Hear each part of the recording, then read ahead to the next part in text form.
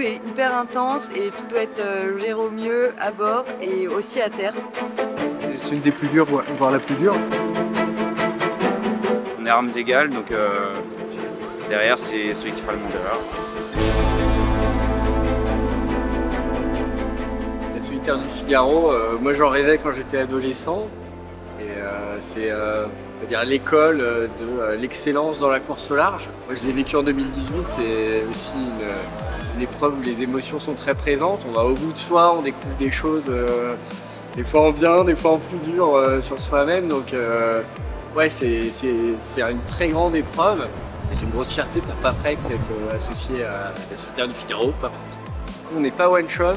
On pense que pour construire les choses, construire de l'expérience, bien les faire, faut pouvoir se projeter dans la durée. Nous, 2022-2027, c'était aussi se donner un peu du temps.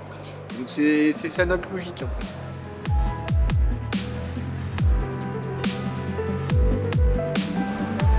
Cette idée de dire on va essayer d'aider les jeunes à rentrer dans ce milieu de la course au large et dans cette épreuve reine qu'est la solitaire, finalement le fait d'avoir ce défi Paprec qui permet en double, c'est quand même plus accessible, de toucher du doigt ce que c'est, connaître les contraintes, logistiques, les exigences de la classe pour être conforme, apprendre les petits trucs qui fait qu'on est capable de répondre au challenge que c'est de faire de la course au large.